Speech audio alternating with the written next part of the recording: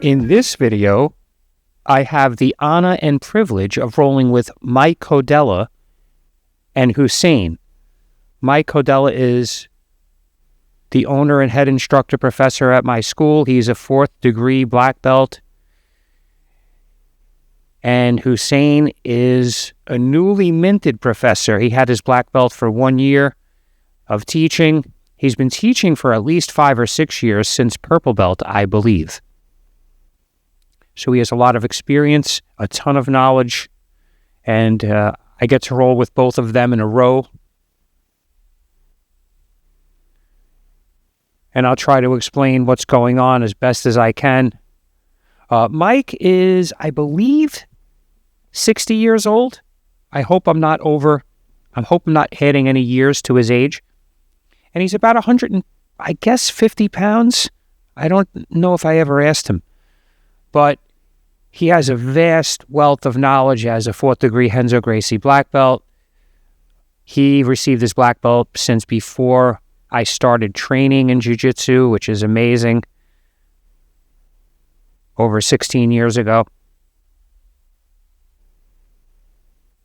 So he just has a big bag of tricks. I know he likes the north-south choke. You know, there's certain things that I know about his game, but he always surprises me. So here he's got a good cross-collar grip that I can't really break in that position. So I still have the De La Riva, and I'm looking to sweep him even though he has that grip. And most people would have gone over there, but he distributed his weight perfectly. And there he shucked one leg. As you can see, my right leg is still in front of him. I'm looking to spin in and sweep, which I almost did. Again, that probably would have worked on a lot of people. And instead, he was able to quickly recover and almost pass my guard here. I'm using that leg frame with the foot on the thigh to reinforce the strength of it. And then the other foot's on the floor. And I have my knee and elbow on the inside. So it's still not a good position, but it's better than being chest to chest flattened out. And I'm still mobile from here, relatively.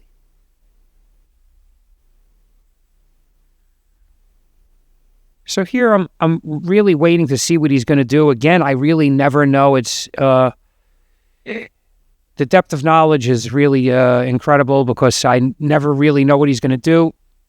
He has so many options and tools at his disposal, and I hope to get there one day myself. Here I'm trying to grab his pant leg and get my guard back by pulling my legs forward. I also think he tried to mount me just now, and that prevented it. And now I'm kind of just going with that.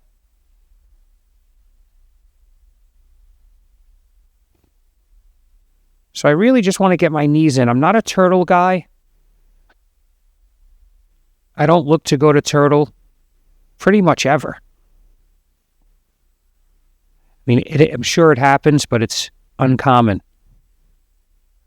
So here he was able to officially pass my legs by making a new angle. And there he did a step over choke, I believe.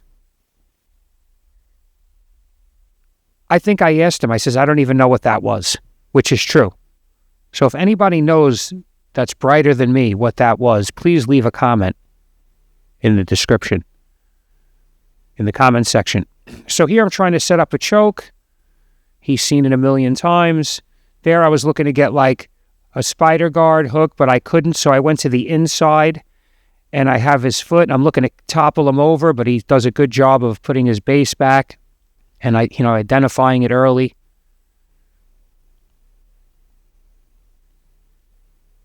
So here I'm looking to scoop his leg, get some type of sweep, which I'm not sure if I got the sweep. I think I did get the sweep there. Or if he fell back for a footlock, but I don't think it could have been both at once. So here I went to the footlock, but as you could see, I know Mike's going to counter it. So I just have to put myself in these positions right now until I learn how to counter his counter. But the only way I could learn that is by feeling it, and that's why I kind of waited. I knew it was coming. I knew I wasn't going to win that shootout. But I wanted to see how he was going to finish me.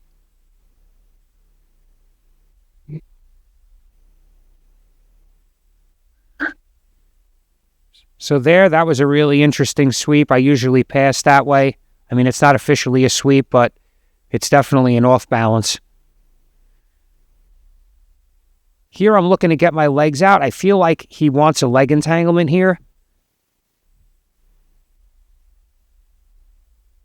Or maybe a bicep slicer. Or, I'm sorry, a calf crusher. So I'm just looking to unwind the position. Clean up the position. So here I know there's a knee bar there. And I think, obviously, again, he knows it. And then there's also a toe hold. It depends on which way he turns his leg. I think I probably should have finished with a toe hold. And if I understood the knee bar more deeply, I would have had a better chance. I'm not a knee bar type of person. And there, I think he heel hooked me. There was a quick footlock there.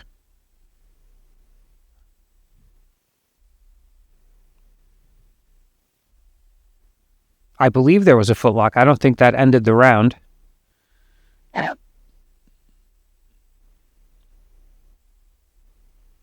So it's always great to chat with Mike after the roll. We usually actually don't talk about jiu-jitsu. Like we'll talk about something personal or something on the news. We'll go right into it.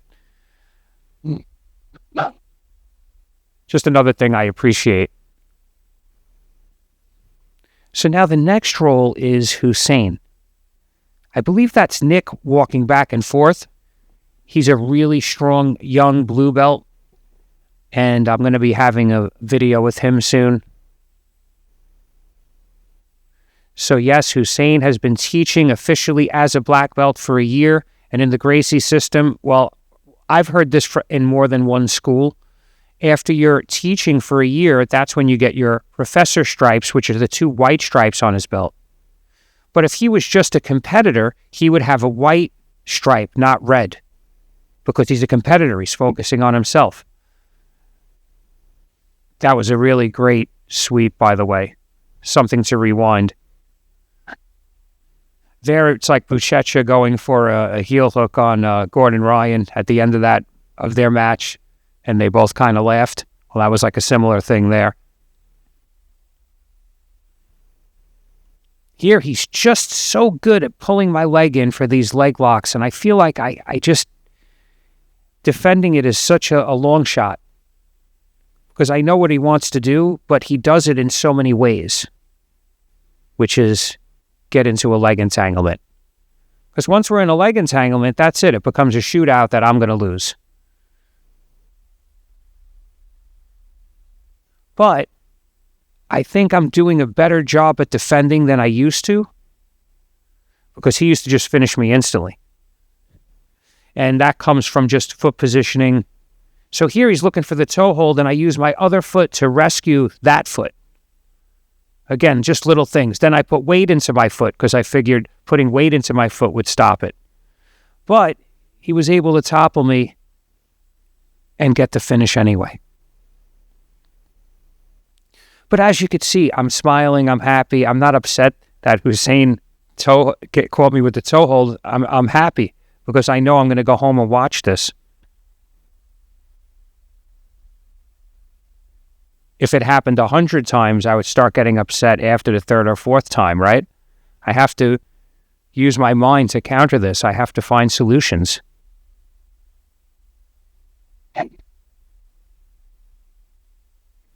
But I have to feel it first.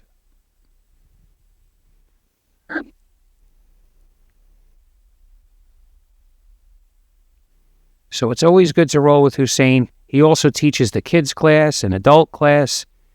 He's one of the main instructors at the academy. And I could just ask him anything. And that's what happened here. We kind of got off into a jiu-jitsu conversation.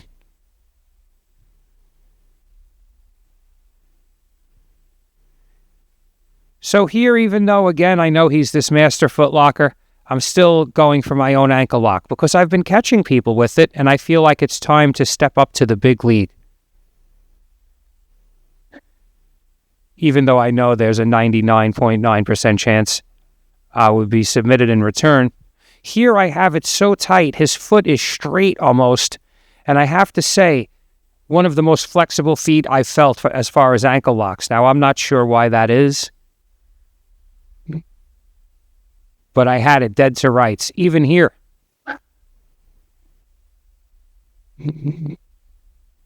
So here I knew he wanted a leg entanglement, so I backed out. I have my base, and I'm trying to pass his guard before he could get his legs too entangled. I'm using my staple pass here, and he's able to push me off using his left leg as well. Now, again, if I was better with leg locks, I think I could have jumped into some type of ashi there.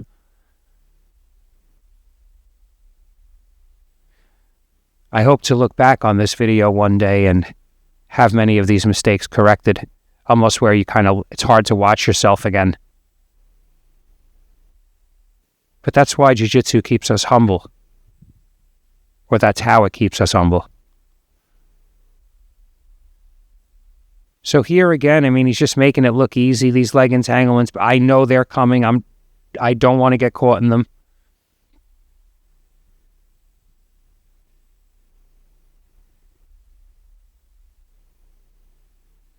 So I hope you enjoyed this role between me and two black belt professors. I'm sorry if you don't like that term. I know I didn't like it years ago. People say professor. I go, oh, he's not a professor. He's not like one of those, guys that went to college for 15 years or something. But he is actually. If you're conveying information to a class on a nightly basis at a black belt level, you're a professor. Well, according to our academy, if you do it for over a year. So he just caught me with another footlock. And I think that mercifully ends the round. Let's see. So I will link all the other videos I have with Husain and Mike Codella in the description. And hopefully I'm going to be having interviews with both of them. I'm starting the podcast portion of my channel, and I have a list of people that I want to get on. And I want to start with Jonathan, because Jonathan had 12 rounds on the channel. Jonathan, a.k.a. my favorite training partner. So we'll be doing a podcast hopefully this week. Just trying not to get submitted at the end of this round. I think he gave up on it there.